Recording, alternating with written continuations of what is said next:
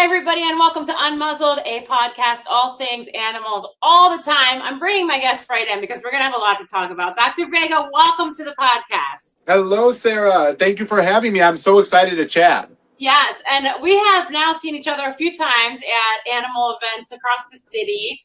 The first one, I believe, being here right by my house in Arlington Heights. So I've had the pleasure of meeting you and chatting and connecting via email, and I'm so interested in everything you've done because I love when people take a passion and turn it into a business, because then you never work a day in your life, right? It's so true, and then sometimes you see those things where, you say, I can't work a 40-hour-a-week job. I choose to work a 160-hour-a-week self-employed job, right? And it's very true, right? Because you get to do things on your time, on your schedule. And like you said earlier, you have a vision, right? And that vision can only be executed by the person that sees the vision, theoretically, right? So you go out and you do what you love, and you never have to work a day in your life. And I do believe that. As you know, we've seen each other at many functions. We've met IRL. We've also met through the screen. We've met at events both as vendors or as I had to attend got to attend the Live Like Rue 10th anniversary, which was so fun. So we've seen each other in so many different aspects, and that's what I love is that vet med in general or animals in general, right? Whether it's shelter work, rescue work, the medicine portion, the surgical portion, the rescue portion, right? There's so much, or even just the therapy portion, right? Therapy animals, all of that. It gives us the opportunity to be in these rooms, because if there's one thing that we have in connection, Sarah, is that we're both in the rooms, right? Where these conversations are happening, and you've been in the room longer, which I think is awesome. So me coming into this room as a newbie, or if you will, I'm grateful to have people like you that are like, hey, you're new to this space. Come under my wing, right? Welcome. This is how it's done. This is how we do it. Yeah, first of all, welcome. And then, this is how we do it, right? And I think that's one of the greatest things about people that work with animals in any capacity tend to be just kind people in general. And that's another thing I really appreciate. There was a Mark Twain quote. I think it was Mark Twain, and he said, I am not weary of people who do not like my dog, but I am weary of people that my dog does not like. And I think it was Mark. I want to say it was Mark Twain. Yes. Yeah. It's true, though. It doesn't even matter who said it. It's an amazing quote. Yeah. But it's interesting, too, because I've been in this dog community, for a while now, it has changed. And I talk a lot about this when I have guests, especially local Chicagoland guests on this podcast. Mm-hmm. When I first started at, volunteering at animal control and helping, with transfers out of animal control to rescues and evaluating dogs, there was a lot of, petty girl things and then once I found to get tunnel vision and focus on what I was doing, which eventually became, Live Like Rue was like my passion. Yeah. It changed. And even as the women, in these scenarios grew up and got older and realized hey, we're better together. We all now have this amazing bond. And now to welcome somebody like you in, which is rare to have a man come into the fold with us. It's nice to kind of mix it up. It's so awesome. And just in general, you're an asset, I know, for people like Imelda and Rachel, running these low cost clinics and low cost food drives and getting for people. So it's so nice to have somebody like you. It's actually a breath of fresh air, I like to say. But before we get into your business and how this came to be, just tell me about growing up. I feel like all of us that are here obviously have a passion for animals. Yeah. And I love everyone's story, because that's another great thing, right? Is that everybody's, intro story or awakening, right? Everybody's is so different, and so, so unique. It's so fun. And for me, my story starts, many moons ago. We typically didn't have pets. Actually, we just couldn't afford it. We just couldn't afford to have pets. And my mother actually worked in the administration at Brookfield Zoo when I was very very young, worked at the administration of Brookfield Zoo, and that's actually where I spent all of my summers, all of my off days from school, because also we couldn't afford childcare either, right? So this was still back in the days where you can go to work with your mom, right? You can't do that anymore, but when you could go to work with your parents, right? And I was fortunate enough to basically be, not raised, but kept after by the zookeepers, right? So I got to hang out behind the scenes. I got to see things and not treatments or medical stuff, but I got to see husbandry, right? Taking care of them and, making sure the enclosure is clean and why that's important, right? Why husbandry is important. And from there, I actually got to see the first neurosurgery or brain surgery ever done on a gorilla was done at Brookfield Zoo, and I was there in the theater, and I got to watch behind the screen. I was 8 years old, actually. It was a lowland gorilla named Chicory. She was one of the first gorillas over at Brookfield Zoo. And the neurosurgeon that did that surgery, I was telling my awakening story in my clinical year of vet school to the doctor, and she said, "That's my colleague." And I said, "Yeah, it's very small." And I was like, "Wow, it's a small world too. It is this wonderful world of animals, or animal rescue, if you will. But it's also a very small world too. So that was, a really cool full circle. And from there, that was where my love developed. And I remember going after her surgery and just watching her through the enclosure, right? These were the plastic or the tempered glass, right? So, you're very close to them. And, I remember seeing that giant scar, right? And it was over my summer break. So I spent every day there. And then I've noticed, every month it would get less and less and less. And then the scar was gone, right? And, that's fascinating for an 8-year-old, right? I would always think, does it hurt? What are you guys doing so that she's not in pain? What are you doing for this? What are you doing for that? I remember I'd get so upset because I just wanted to go in there and say, "Are you okay?" But it is what it is. But that's where my awakening happened, and from there, we'll get to this, but my mother had a big role to play in it, and also from the perspective of helping people, because we're going to get into eventually here how indirectly helping animals we help people, or vice versa. By helping people, we help animals. And she really instilled both of those in me. One is to love and care for and steward animals, right, from a wildlife standpoint, right? Your boundaries of, cats, your domestic versus your livestock versus your wildlife, right? And we treat them and respect them in different ways, and they have their different, places and all of that. But above all, she taught me how to help people and to want to help people. And that is why I do what I do, because I'm very much not your average veterinarian, I guess, in the sense that, I do love my patients, but I love their owners just as much as I love my patients. And I figured out a way to help people. I figured out the way is that through helping this person's animal, I am helping them. So I'm almost filling my bucket twice, and it's really, I'm very privileged and very blessed to be in a field where I just constantly am filling my bucket, even when it looks like I'm pouring out and helping whatever organization it is. It's coming back to me, and not in a karma standpoint, but it's very fulfilling to be of service, right? And servant leadership and things like that. And that's how I run, that's how I run Concierge Companions. I sit on several boards of directors. That's how I govern and steward the organizations. And that's really my background for both animals and for helping people in general, which we are animals at the end of the day, right? So we are just two-legged mammals, right? So there's that part too. Yeah, I do think that's an important point, because even with my pet care business, and with Rue, you initially, your passion is to help animals, but you really are helping the humans more so, and you're communicating obviously more with the humans.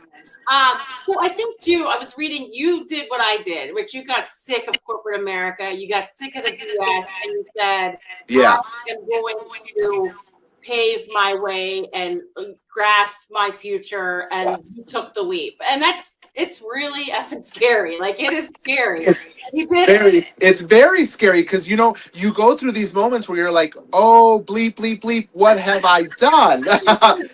And then you have these really, magnanimous moments, right, where you say, this happened because of me, right? And that's great too. And yeah, it was really taking that leap of faith of where, I don't want to necessarily let me put it this way.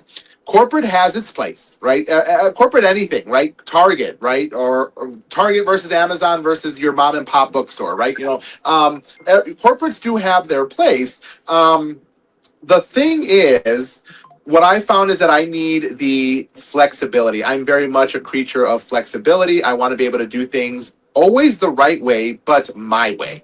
I don't want to be told when to go to lunch. I don't want to be told, that I have to stay late or come in early, right? If I do those things, it's because I choose to do them. And there's days with Concierge Companions Vet Med where I don't have anything in the schedule after 1, and I say, you know what? Let's go home. Or there's days where I say, you know what? I want to make some, I want to make our KPIs today. Let's stay open and let's, power through, right? And we have that ability, and I have that flexibility to say when I want to do it. And that's really what I wanted. And what you get, from your typical run of the mill W-2 jobs, right? For lack of a better term, right? A W-2 job is more rigid, but it does have its place. There are people that want to clock in and clock out and just do that. And that's okay too. But then there's people like us, right, that exist that want, so much more, but we also want to put in the work to get it. But we also we can help more, right? And I felt as I walked out of my corporate environment, I was helping people in that corporate environment, but I knew I could help more people outside of that environment. And that's why I chose to leave and found Concierge Companions 6 months after graduating vet school, might I add. And the interim of there also continue stewarding and governing, right? And I was grateful enough to be able to sit on the board of MCP, and that's how you and I originally got connected, was through those rooms. I also sit on the board for Blessings in a Backpack as well on their associate board. They provide meals for children on weekend who otherwise rely on school for food, right? And there's no school on Saturday and Sunday. So they do a great job, and I'm very proud to help steward that organization. And then, of course, NAMV, right, which you may be familiar with as well in the veterinary field, is Not One More Vet. We're in our race around the world at the moment, so our type of gala for the season. So check out my link, guys, and sign up for the race because, we're counting steps, and it's awesome. So, and you get to help peers, right? And we get to talk about those other parts of the really cool thing about NAMV, right? And this stigma around suicide, right? The stigma around mental health, right? What we do, Sarah, in our field, you too, what we do, right, has a lot to do with mental health too. People don't realize that their pet's well-being people don't realize that a person's pet affects their mental health. They writhe, they worry for their pet, they care for, as they should, right? One thing I like to tell people when they're having a bad day in the hospital or even here at Concierge is, sometimes we're meeting people on the worst day of their life, right? They may have Googled whatever their dog was going through or whatever, but they have no idea what's going on, right? And they're relying heavily on us to get them those answers. And part of the job is doing that and getting those answers for the people, even if they're not the answer we want to hear. I still take pride in that I got you the answer, right? And I know it still hurts what the answer is, but at least you know what the answer is, and there's no what if or what if we did that, what if we did that, right? Also, I am also free from the confines of key performance indicators. I set my KPIs, which means if I want to sponsor something, then I'm going to sponsor it. And that's all there is to it. I don't have to get approval from this department to do this outreach event, to get this material, to get this. I remember one time, as you might know, as a creator, we post content at different times, right? And we schedule content to be posted at different times. You can do that with a creator account. And I remember being approached at work on my lunch break and being told, hey, corporate's noticing that you're posting at 11 a.m. or that you're posting at noon or you're posting during work hours. And first of all, thank you for following and thank you for being so thorough with your following. But second of all, those are all scheduled. I did those weeks in advance. Those are just posting because those are when my followers are active. And I have nothing. I'm literally in a surgery right now. I'm not posting anything. And it just got to the point where I was like, wow, if I'm that under under the needle, right? That under the microscope where I can't even make a post. Or, things have to be done a certain way from a protocol perspective, right? And then, the cool thing about medicine is that there's different ways to do it. One of my favorite quotes is, if you put 3 veterinarians in a room and ask them a question, you'll get 5 answers. And it's true, because we all have a different way of doing it, and it's all the right way. It's just a matter of what way is it. And that's one of the greatest things too.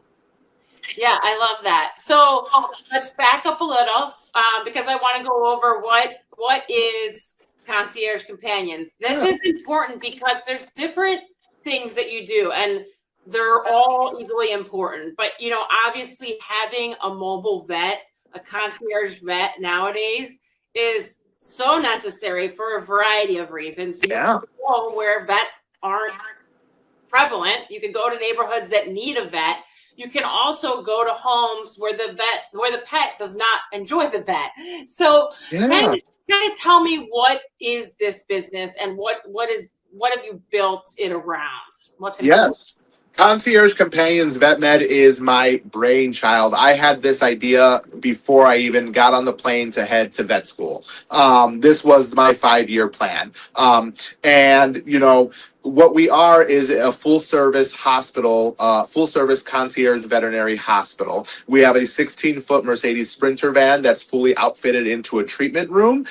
We're capable of radiology, as you can see, X-ray, ultrasound, anesthesia, our lab material in the back. So you see our SediVue, our ProCyte, our Catalyst. So we're able to run full blood work. And I mean, while we don't run on emergencies, and I didn't design us to be an emergency, we are theoretically a field hospital. And I've been approached a couple times to be, and have been told, hey, we need a hospital dispatch. Can you do it? We're not set for the moment. But that was my goal, was to bring the veterinarian to you. I want my patients to have a good experience, but I also want people to have convenience. I personally myself am a creature of convenience. I pay the extra $10 for the $5 Big Mac to be delivered to my door. And I know, and hey, there are people, there is a niche for that. And that's what I want to do, is, and not the convenience pay part of it, but the convenience of, hey, my dog is sick. I can't tell you how many times where I've worked at a downtown clinic, and this dog has bloat, and it's walking from the car to the hospital. That's a city block, which is not a suburban block. A city block is way more, so I wanted to build it around that, and I wanted to build it around being both patient and human centric, in the sense that that name concierge, right? I'm a concierge to my clients, but I'm also a concierge to my patients, right? As needed, within reason, obviously. But that was the goal, is that if I'm coming to your house and doing an exam, how dare I then send you somewhere for blood work? How dare I then send you somewhere for x-rays? How dare I then send you somewhere for something else? In that case, you should have just had your exam done at that facility. So I wanted to make sure that we were a one-stop shop for our patients. So as you saw through the video, or through the media content, we're fully equipped to handle just about any general practice scenario, even a couple of emergency types of scenarios. We're fully equipped with oxygen, to provide oxygen supplementation, to provide anesthesia, to induce anesthesia. We just had our dental equipment installed, so we're going to be running dentals as well out of the mobile unit. Yeah, so the goal was a one-stop. When I use the term, I also think that clinic, hospital get misused sometimes. And my goal was to correct that verbiage and actually build a hospital, right? It's not a hospital if you can't do your blood work, right? It's more of a clinic in that case, right? Again, if you have to go somewhere else for an x-ray, somewhere else for this. And that's what I wanted, was to be able to get everything done for that owner right then, and get them the answers they need right then and there. It can be difficult sometimes in general practice, where maybe they can't afford same-day blood work, so I have to send it out, right? But I hate doing that sometimes, because I need the answer now. I don't need it tomorrow. And it's not going to matter tomorrow in some cases, so I need it now. And that's why one of the ways I built in these features, I also wanted to make sure that I made us sustainable and able to scale. And what that looked like was investing appropriately, running capital campaigns, but also scaling appropriately. At the influx, at the beginning, there was an influx, but the model would have collapsed if I would have just taken in 100 clients all at once as one veterinarian with one technician. So we had to scale back. trickle in clients, and now we're at a point where we'll be scaling full time in July, actually. So we're in the middle of law. Yeah, we've gone from part time. Q1 of this year has been amazing, so that's great too. That's allowing us to scale because we want to bring this to more people. And again, think about, and this is how I position it to clients too, is, I want to do blood work for this reason, right? Fluffy isn't feeling well. They haven't eaten in a few days, and I think we should do some blood work so to make sure that the organs haven't sustained any damage. Let me draw the blood. 17 minutes. 17 minutes in that red machine, and I have your answers. 17 minutes in that yellow machine, and we have your urinalysis, right? None of this sending to the lab and waiting and all of that. Now, of course, the lab has its place. Don't get me wrong. With more invasive tests, more extensive testing, the lab is very necessary. But the job, my goal again was to be a one-stop shop for the client and for the patient, and to provide them with a concierge service, right? Nothing more screams concierge than you not leaving your house, right? And don't get me wrong, there's some of my fun competitors out there that'll give you a glass of wine, right, when you go in. But some of us, and don't get me wrong, I love you so much, Dr. Remness. But some of us, right, rather than me serving you a glass of wine, how about you just go in your kitchen and open the one you want while I tend to Fluffy in the living room? Yeah, I love that. Yeah, there's always room to expand to the market. Yeah, and my goal, I've reached my 5-year plan already. This was the end of it from when I started vet school. But the next 5-year plan is a fleet of these mobile units, right? Because I don't want to drive to the suburbs. I want to get a call and say, hey, I have a unit in your area. We'll be right there, right? Not I've got to drive over there, right? The goal is to have, I'm working with the manufacturer right now to outfit a surgical unit where instead of a treatment room that you saw in your photo, there's surgical tables instead. There's autoclaves instead. So instead of the table, there would be surgical tables instead. So we would be able to just have this unit pull up for medicine things and the other unit pull up for surgeries. Because again, I want to be able to take this to the community. I don't know if you're familiar with the night ministry. Yes. So guess who's heading out there to the encampment? Guess who got asked to go out there? So again, that's why I built this unit, was to take the hospital to the patient, and to whatever patient that looks like, whatever person that looks like. And I know we get confused sometimes, and that's my fault. Or we get confused with concierge and implying that it's an elevated service. And don't get me wrong, we do provide an elevated service. However, I am not a believer in exclusion in any way. I do not like the word. I do not like the practice of excluding people from things. So we're not exclusionary. And that's why we've incorporated systems like Cherry, Care Credit, right? These additional, so people have additional options of access to care. Now, can I get to everybody? Not necessarily, but I'm going to try to get to as many people as I can. And again, not to turn the revenue, to turn the dial, but to keep doing what I love. And this is what I love doing, is helping people and helping animals. Now, do I need to eat? Yes, I need to eat. This thing needs gas and propane and all of that, right? So, but realistically, another thing that I want to say when it comes to businesses, both in and out of the vet world or the veterinary world, when you maximize profits, you have no choice but to sacrifice quality. You have no choice. They cannot grow together. They are inverse of one another. So it was never my goal to maximize profits. This is a great conversation I have with our COO all the time, who is my husband, Daniel. These are great conversations, right? Because I don't want to maximize profits, because if I do that, I will have to cut care and access. And I don't want, that's not why I wanted to do this. So that's not a road I'm going to go down. But we have this great balance, right? Or this great dichotomy of, we have our, there's appointment one, I am looking at the lake. I'm on Lakeshore Drive in somebody's penthouse. The next appointment, I'm in South Shore, right? And so what? They have pets too. They need care too. And we work with people the best we can. I have a great practice manager, Amanda, who does the legwork of trying to find out how we can get people, either we make it affordable, either we make it to that person's range, or, we find a way to get them the resources they need, because I'm not going to leave anybody behind. And I know that there's been this concept recently in veterinary medicine, or this word going around, of pricing people out. And I worry about about that. I do. Do I know if that's going on? I don't know. I haven't sat down to look at the labor statistics, and I will look at the labor statistics because that will tell you what's really happening. I'm not just going to listen to what I hear, but I want to make sure that if that's happening, I either do my best to not be to perpetuate it, or to do something about it, right, and try to stop it. That's another reason why I've taken. If we want change, and veterinarians will tend to think that, change is at the patient level. No, I took it to the rooms. I took it to the boardrooms, and I'm going to get the change. Will it happen in my lifetime? Maybe not necessarily, but we're going to keep moving the ball along, and that's what I wanted to be a part of. I want to be a part of the movement itself, to get more care, to get quality care, all of that. I know it's possible, and that's why I put as much work in, because I know this is possible, and that's what keeps me going. And yes, people will say, well, it's only been a year. Wait till you've been a vet for 10 years and you hate your job. Or wait till you've been doing this for 30 years and you hate your job. I'm not that type of person. Again, this is my second career. I went to vet school at 34 and graduated at 38. Thank you.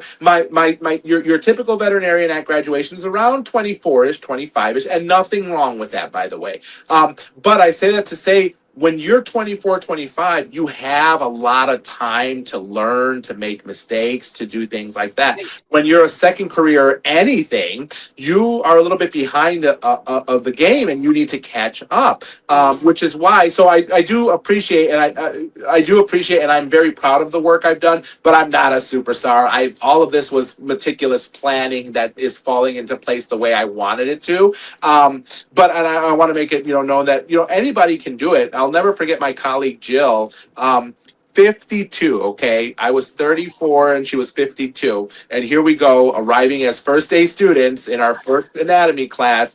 And now look at us, right? And it's so cool and so awesome that we all come from these different demographics. And, but I do think that, I do have a different thought process, and that it's not a traditional veterinary thought process, but I'm also not a traditional veterinarian or a traditional vet student. So there you go with there goes that untraditional portion. Yeah. And I just wanted to mention, as we close it out, because this part is important, your give back, through MCP, through people that really need it. That partnership is so valuable. And, we're going to talk about Live Like Rue eventually too, and possibly working on some things. That for you is also important, to get into the communities and help where people don't have resources. And it is between them being able to get help with vetting and or surrendering their pet, and MCP is really like at the forefront of that, like trying to help owners keep that. But that part is so important to you. It is very important. The human, and I am first and foremost will always introduce myself as a guardian of the human animal bond. I'm sorry, that's not true. My favorite word is sentinel to use. So I always say I'm a sentinel of the human animal bond, because realistically, that's what matters the most important to me, is that bond is not broken. And I have these conversations in appointments all the time where, daughter, may think that mom feeding the dog home cooked, chicken and rice and carrots and, all of this stuff is killing the dog. Right. But no, I talk to the both of them in the room, and I tell them, this is how your mother bonds with this animal. Okay. Who am I? Who are you? Who are any of us to tell her how to bond with her animal? Well, Dr. Vega, it's raising his cholesterol. Well, so is the cheeseburger I'm eating. What do you want me to do? What do you want me to do? Right. We get stuck on these longevity things. We get stuck on timing. And realistically, what it comes down to is the human animal bond. If you feeding your animal raw steaks because you think it's a wolf, you know what? We can talk about ways to come together, and let's talk about, okay, you want to feed that? Let's talk about what we can incorporate to balance it from a calcium standpoint, a phosphorus standpoint, a magnesium standpoint. What supplements can we put in there, right? I try to do it that way. I don't ever want to, how people husband their animals or provide husbandry to their animals is a form of their culture. It was how they were raised. It's how they view animals. And far be it for me to tell, that's the one thing, that's my biggest pet peeve is, I am a doctor. I am not, that doesn't mean that I tell you how to take care of your animal, right? That is 100% on you as the owner or guardian of that pet. Who am I to say you're doing it wrong? From a medicine standpoint, yes, I will argue with Dr. Google all day. However, I'm not going to argue with, this I don't know, 70-year-old lady who literally the highlight of her day is cooking for her pet. Okay. Who am I to interrupt that? And, but we can talk about ways to balance it, right? And that's where supplements come in and things like that, where I keep it very neutral because, again, as you can see, just looking at me, I am a diverse person.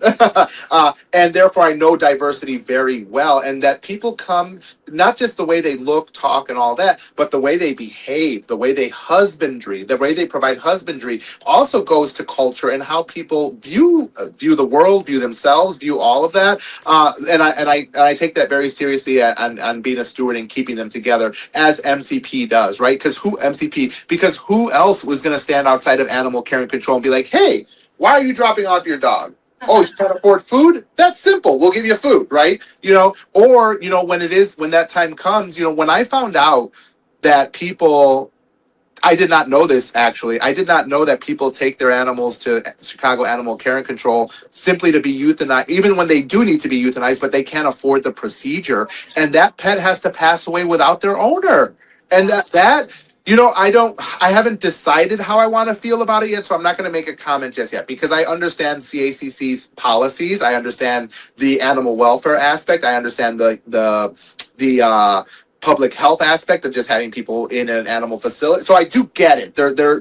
But there has to be a middle ground. But at least for now, when you and I talked about, potentially Live Like Rue end of life care, when we talked about MCP right, things like that, I will do, I'm not going to commit to say I will do it, but things like that, I will find a way. There has to be a way to keep this pet and this human together while this pet transitions. There has to be a way. And if all you're going to tell me is there's no way, well, then I'm going to find the way then. And that's why I do what I do. A lot of what I'm doing, sitting on these boards and working through stewardship and governance, is trying to find a way to get it done and move the needle, even if it's just an inch, move it just a little bit forward. Because people won't believe change is possible until they see it.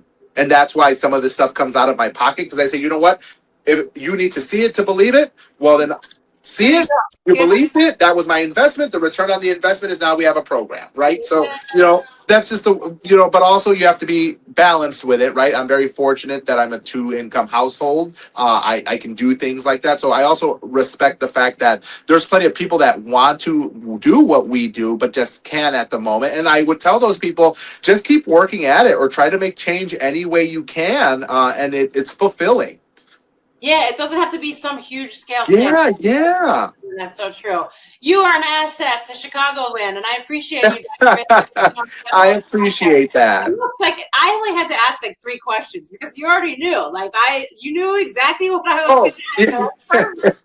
Yeah, because this is so, it's so necessary. And, anybody who's willing to, as you know, Sarah, right, in the nonprofit world, if you're willing to listen, we're willing to talk.